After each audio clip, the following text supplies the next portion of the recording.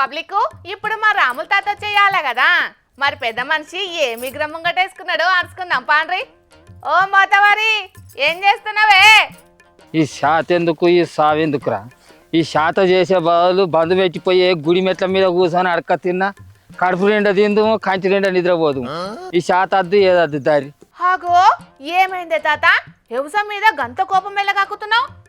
ఎల్లగా కక్క ఏం చేయమని అంటాను. మొదలు 4 వాన సినుకులు పడ్డాయని ఆశతోటి ఆ పర్వీన్ రెడ్డి సేటి దగ్గర 10,000 రూపాయలు అప్పు తీసుకొచ్చి పత్తిత్తులు కొనుకొచ్చి పెంచిరా. వానలాంటివి పీకినాయి. ఆ పత్తిత్తులలో ఒక్కిత్తు మొలవలే. మళ్ళీ మొన్న 4 వద్దులకు మళ్ళీ 4 వాన సినుకులు పడ్డాయని చెప్పి మళ్ళీ 10,000 రూపాయలు అప్పు తీసుకొచ్చి మళ్ళీ పత్తిత్తులు కొనుకొచ్చి పెడితే ఆ మళ్ళీ పత్తిత్తు ఒక్కటి మొలవలే. మళ్ళీ వాన సినుకులు అటే పీకినాయి. ఇక మళ్ళీ వాన సినుకులు పడితే మళ్ళీ అప్పులు ఏడ తీసుకురాను, మళ్ళీ పత్తిత్తులు ఏడబెట్ట. ఏం చేయాలి చెప్పి ఈ శాత చేసేందుకు? ఇక మరి ఓ పక్క వాతావరణ శాఖ చెప్తానే ఉండే ఎల్నినో ప్రభావం చేయబట్టి ఈసారి వానలు పడేయని. నువ్వైనా కాలం కానప్పుడు పత్తిత్తులు కొనుక్కొచ్చి ఎందుకు పెట్టినవే మరి? ఇక మరి అటు వాతావరణ శాఖ పొల్లేమో ఎల్వివో చేయబట్టి వానలు పడాయని వాళ్ళు చెప్పబట్టే. తలాపుకు కాళేశ్వరం నీళ్లున్నా కాలువలకు సుక్క నీళ్ళు ఇవ్వమని చెప్పి సర్కారు అనబట్టే. ఇక మరి రైతులను వ్యవసాయం ఎట్లా చేయాలి, ఎట్లా దునకాలి చెప్పు?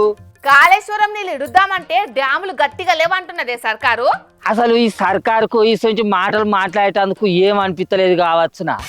అటు పత్తిపచ్చ పొల్లేమో కాళేశ్వరం డ్యామ్కు ఎసొంటి డోకా లేదు, ఏ బ్యారేజీ గేట్లు ఎత్తినా ఎసొంటి తిప్పలు ఉండదు, ఏమన్నా అయ్యేది ఉంటే మా పాచి దుకాణాన్నే మూసేసుకుంటామని వాళ్ళు సవాల్ చేయబట్టే. మరి ఆ సవాల్ను స్వీకరించిన సర్కారు మరి మా రైతులకి కాలువలకు నీళ్ళు ఇడిచిపెట్టేది ఉంటే మేము కొద్దిగా గొప్ప పంటలు వేసుకొని బతుకుదాం కదా.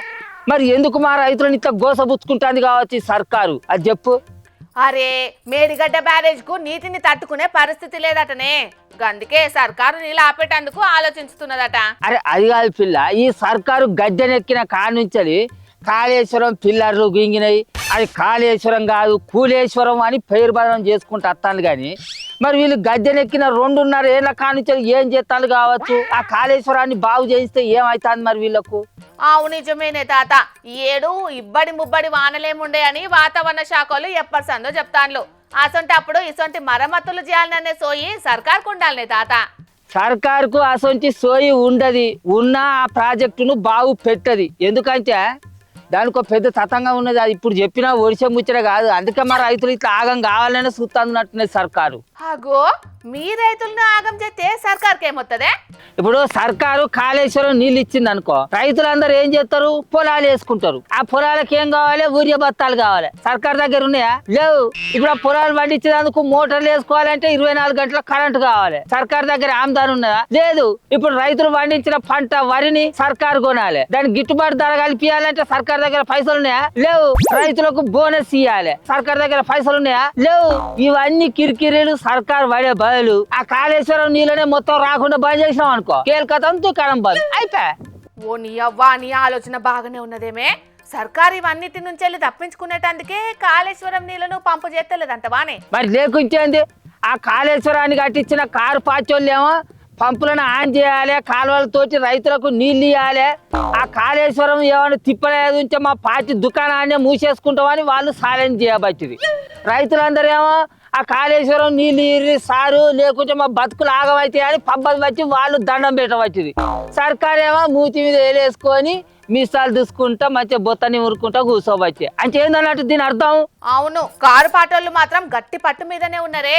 సర్కారు పంపులు ఆన్ చేసి రైతులకు కాళేశ్వరం నీళ్ళు ఇస్తే సరే, లేకుంటే మేమే పోయి ఆ పంపులు ఆన్ చేసి రైతులకు కాళేశ్వరం నీళ్ళు ఇస్తామని అంటున్నారు.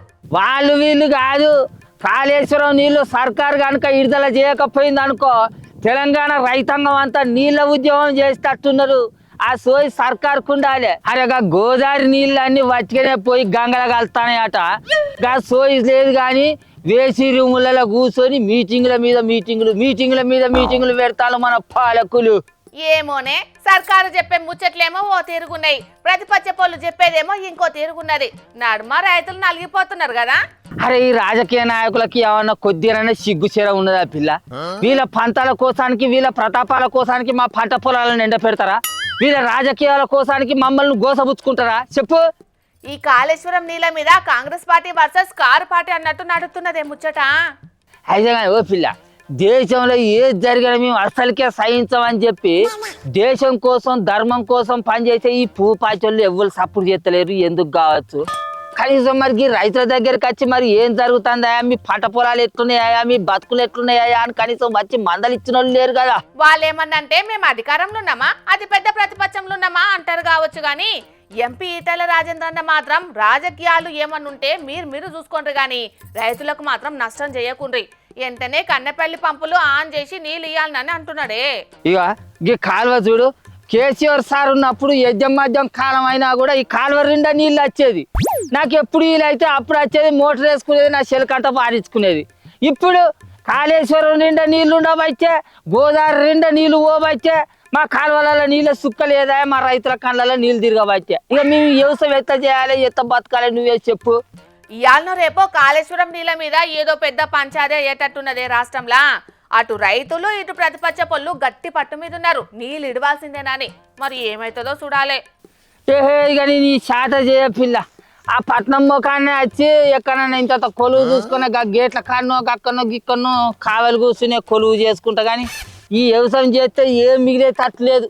ఇంకేంది ఆ రేవంత్ సార్ అన్నట్టు ఆనాటి రోజులు చెప్తారు అంతగా చెప్తూనే ఉండే కరువు కాలం, ఈ కట్టం కాలం గట్లనే మళ్ళీ వలసపోయే బతుకులు అయ్యేటట్టే ఉన్నాయి. ఇక ఏం చెప్పుకునేటట్టు లేదు. మరిగా కాళేశ్వరం నీళ్ళు రాకుంటే నువ్వు గట్ల నారాజు కాకే పెద్ద మనిషి. రైతులు గింత గోసపడతా అంటే సర్కార్ అయినా చూసుకుంటే ఉత్తగానే ఊకుంటుందా? ఏదో ఒకటి చేసి రైతులకు నీళ్ళు వచ్చే ఉపాయం తప్పకుండా చేస్తుంది. మరి ఇక చూస్తున్నారు కదా పబ్లిక్, బోదిక్కు ఎల్నీలో జయంగా ఈ 7 వర్షాలు ఎక్కువ పడయి నీళ్ళకి ఇబ్బంది అని వాతావరణ శాఖ అధికారులు చెప్తున్నారు. కానీ ఇదే అలా మేడిగడ్డ కానుంచి మాత్రం బొచ్చడన్ని నీళ్లు కిందికి పోయి సముద్రం పాలవుతున్నాయి అని చాలా మంది రైతులు నెత్తినోరు కొట్టుకుంటున్నారు. మరిగా సర్కారు ఆఖరికి ఏం చేస్తుందో చూడాలిగా.